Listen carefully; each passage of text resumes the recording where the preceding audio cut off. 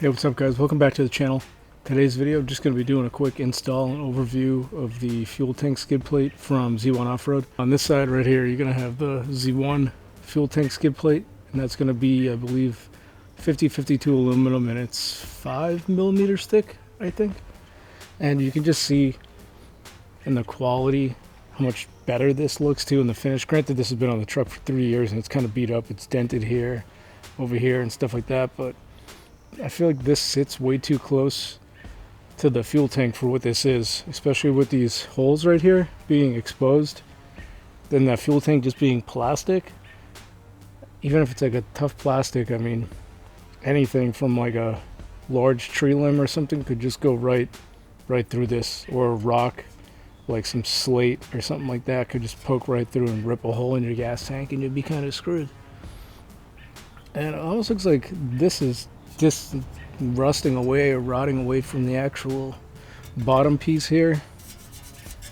But yeah, I mean, it did its job, I guess, but this is going to do the job much better. And now my truck is going to be fully protected under it, from the shock mounts all the way up to the basically radiator, so I don't really have that much to worry about. It's held on by these 4 T40 bolts, which happen to be garbage, especially if you live in the Northeast. They're going to be covered with rust and all kinds of stuff. Alright, so we're just going to get this factory one out of the way here. As you guys can see, it's pretty thin, super flimsy, honestly. It's pretty comical how skinny that really is. Alright, and here is the hardware kit for the new skid plate. Looks like they have the M10 bolts, but they also sent this. I'm going to assume this is what I'm going to be using. This looks like the newer stainless hardware they've been sending out with stuff. This looks like this is the older hardware. I mean, it's still good. We'll just keep that. Save this anyways, just throw off to the side. And then you have the M8, the 4 M8 bolts. They're going to be holding it to the side. Now, it looks like it comes with 5 different brackets. It's because this is Xterra and Frontier specific, I guess. So this is going to be mounting on one of the sides. You'll see here soon. It's going to be mounting towards the rear of the truck.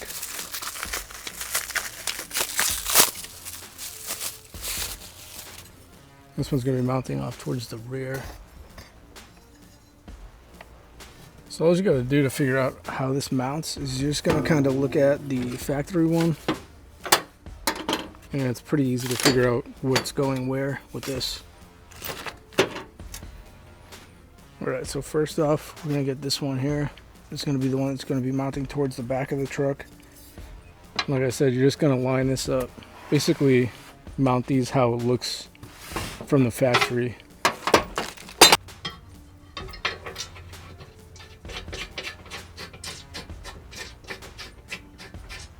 You're going to just match it up to the Frontier one, so it looks like it's going to be this set here, and then I believe this set here. This one's for the Xterra.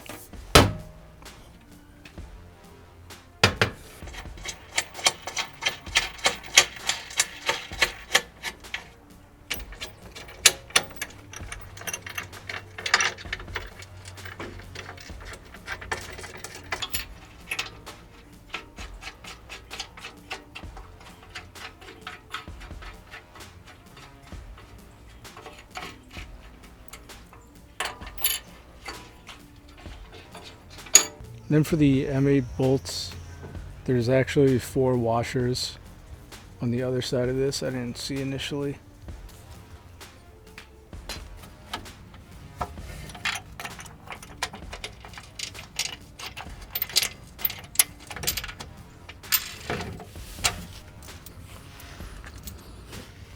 Alright, so it's actually much more of a pain in the ass than I thought. Reinstalling it, I can tell you that much right now.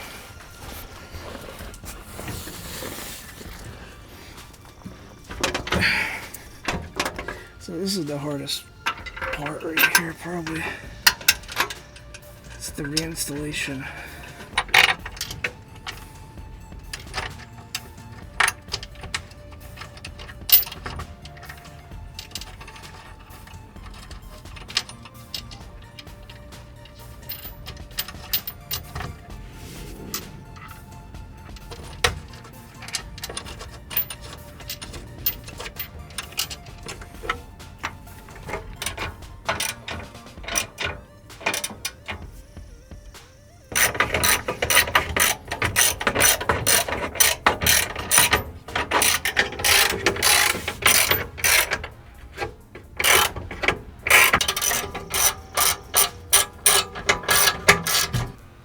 So right there is going to be the first bolt that's going to be like right under the driver's side rear door.